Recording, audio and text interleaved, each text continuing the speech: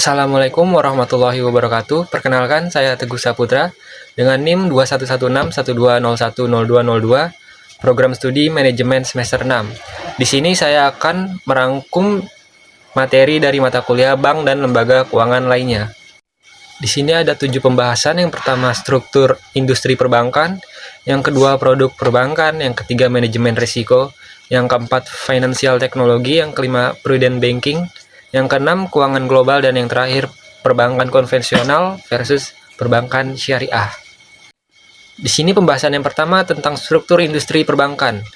Di sini dibagi menjadi beberapa pembahasan. Yang pertama, struktur industri keuangan. Struktur industri keuangan mengacu pada organisasi dan klasifikasi entitas yang terlibat dalam kegiatan keuangan. Struktur ini melibatkan berbagai institusi, perusahaan, dan pasar keuangan yang berperan dalam memfasilitasi aliran dana, investasi, dan layanan keuangan. Berikut penjelasan dengan detail mengenai struktur industri keuangan. Yang pertama ada bank komersial, yang kedua bank investasi, yang ketiga bank sentral, yang keempat lembaga keuangan non-bank, yang kelima pasar keuangan, yang keenam perusahaan fintech. Pembahasan yang kedua dari struktur industri perbankan yaitu tentang peran bank komersial. Bank komersial adalah jenis bank yang beroperasi dengan tujuan utama untuk menghasilkan keuntungan dengan memberikan layanan keuangan kepada individu, bisnis, dan lembaga lainnya. Bank komersial biasanya menawarkan berbagai produk dan layanan, termasuk simpanan, pinjaman, pembiayaan kartu kredit, dan berbagai layanan perbankan lainnya. Perannya menghimpun dana, memberikan kredit dan pembiayaan, kemudian layanan pembayaran. Nah, bab yang kedua ini saya akan menjelaskan tentang produk perbankan. Produk perbankan adalah berbagai layanan dan instrumen keuangan yang ditawarkan oleh bank untuk memenuhi kebutuhan keuangan nasabah, baik individu maupun perusahaan. Beberapa produk perbankan yang umum meliputi: pertama, rekening tabungan. Rekening ini memungkinkan nasabah menyimpan uang dengan aman sambil mendapatkan bunga. Biasanya rekening ini mudah diakses untuk penarikan atau penyetoran dana kapan saja. Kemudian yang kedua ada rekening giro. Digunakan terutama oleh perusahaan atau individu yang dengan transaksi keuangan tingkat tinggi. Rekening ini memudahkan transaksi pembayaran melalui cek, kartu debit, atau transfer bank. Kemudian ada kartu kredit. Bank menyediakan pinjaman dalam bentuk kredit yang dapat digunakan untuk pembelian barang atau jasa. Nasabah harus membayar kembali pinjaman ini sesuai dengan jadwal yang telah disepakati. Kemudian ada kredit pemilikan rumah atau KPR. Pinjaman yang diberikan oleh bank untuk membeli rumah. KPR memiliki jangka waktu panjang dan bunga tetap atau variabel.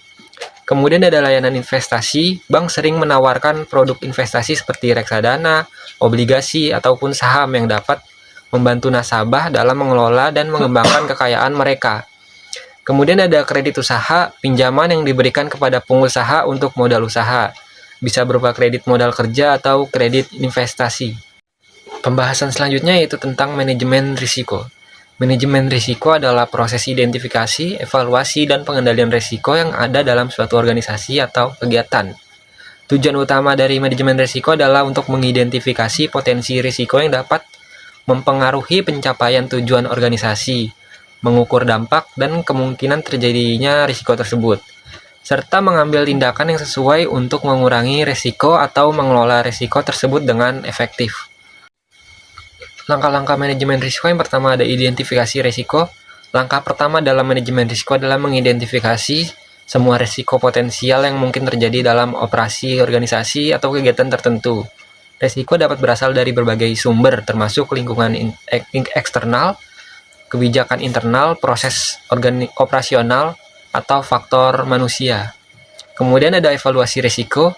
Evaluasi risiko melibatkan analisis mendalam terhadap konsekuensi potensial dari risiko tersebut terhadap tujuan organisasi dan kemungkinan terjadinya risiko tersebut. Yang ketiga ada pengendalian risiko. Setelah risiko dievaluasi, langkah selanjutnya adalah mengambil tindakan untuk mengendalikan risiko tersebut.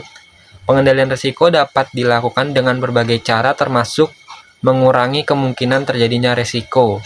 Dan yang terakhir ada monitor dan review. Manajemen risiko adalah proses yang berkelanjutan. Setelah pengendalian risiko diterapkan, perlu untuk terus memantau risiko tersebut dan mengevaluasi efektivitas pengendalian yang telah diimplementasikan sebelumnya. Bab pembahasan selanjutnya ada financial technology. Financial technology atau fintech adalah istilah yang mengacu pada inovasi dan teknologi yang digunakan dalam industri keuangan untuk menyediakan layanan keuangan secara lebih efisien, cepat, dan terjangkau. Fintech mengintegrasikan teknologi informasi dan komunikasi dengan aktivitas keuangan untuk mengubah cara orang berinteraksi dengan keuangan, baik itu dalam hal pembayaran, pinjaman, investasi, atau manajemen keuangan pribadi. Berikut adalah contohnya, yaitu pertama ada pembayaran digital, yang kedua ada P2P lending, yang ketiga ada cryptocurrency, dan yang keempat ada open banking. Selanjutnya ada dampak positif dari fintech pada industri keuangan. Yang pertama ada peningkatan inovasi produk dan layanan. Fintech telah mendorong inovasi dalam produk dan layanan keuangan dengan memperkenalkan solusi-solusi baru yang lebih sesuai dengan kebutuhan dan preferensi konsumen, termasuk pengembangan aplikasi pembayaran digital, platform investasi otomatis, dan solusi asuransi yang lebih efisien. Kemudian ada peningkatan kompetisi. Fintech telah meningkatkan tingkat kompetisi dalam industri keuangan dengan memperkenalkan pemain baru dan teknologi baru. Hal ini mendorong lembaga keuangan tradisional untuk terus meningkatkan inovasi dan meningkatkan kualitas layanan yang tetap harus bersaing. Pembahasan selanjutnya saya akan membahas tentang prudent banking. Prudent banking mengacu pada praktik perbankan yang berhati-hati dan bijaksana dalam mengelola risiko keuangan, melibatkan penerapan kebijakan dan prosedur yang ketat untuk memastikan stabilitas keuangan dan mengurangi kemungkinan kerugian. Prinsip utama dalam prudent banking yang pertama ada konservatisme dalam penilaian risiko. Bank harus secara hati-hati menilai risiko dalam semua aspek operasional mereka, termasuk risiko kredit, risiko likuiditas, risiko pasar, dan risiko operasional. Mereka harus menggunakan pendekatan yang konservatif dalam menilai risiko tersebut, dengan memperhitungkan kemungkinan terburuk dan mengantisipasinya dampaknya.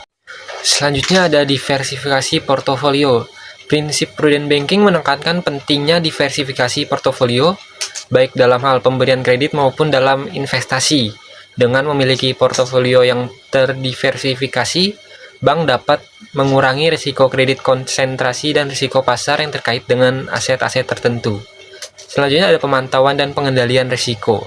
Bank harus secara terus-menerus memantau dan mengendalikan risiko-risiko yang mereka hadapi, termasuk menerapkan sistem pengendalian internal yang efektif, melakukan pemantauan portofolio secara berkala, dan mengidentifikasi serta mengelola risiko-risiko yang muncul dengan cepat dan tepat. Pembahasan selanjutnya yaitu keuangan global. Keuangan global merujuk pada segala aktivitas keuangan yang terjadi di tingkat internasional atau lintas batas negara, mencakup segala hal yang berkaitan dengan aliran uang, investasi, perdagangan, dan kegiatan keuangan lainnya yang melintasi batas-batas nasional. Contohnya perdagangan internasional, pasar valuta asing atau forex, kemudian pasar keuangan global, dan yang terakhir investasi asing langsung. Nah, bab terakhir dari rangkuman ini yaitu tentang perbankan konvensional versus perbankan syariah. Perbankan konvensional adalah sistem perbankan yang beroperasi berdasarkan prinsip-prinsip ekonomi modern yang melibatkan penggunaan bunga dalam berbagai produk dan layanan keuangan. Sedangkan perbankan syariah adalah sistem perbankan yang beroperasi sesuai dengan prinsip-prinsip hukum Islam. Perbankan syariah melarang riba atau bunga dan transaksi yang mengandung unsur ketidakpastian atau gharar dan perjudian atau maisir. Selanjutnya yaitu perbedaan dari perbankan konvensional dan perbankan syariah. Intinya dari perbankan konvensional menggunakan prinsip keuntungan dan bunga atau riba, sedangkan perbankan syariah melarang adanya riba. Rangkuman yang saya jelaskan tadi berdasarkan dari buku dengan judul Bank dan Lembaga Keuangan Lain, karya Ibu Eva Fauziana dan Ibu Yenia Sari. Cukup sekian pembahasan materi yang dapat saya sampaikan, kurang lebihnya mohon maaf. Wabillahi taufiq wal hidayah. Wassalamualaikum warahmatullahi wabarakatuh.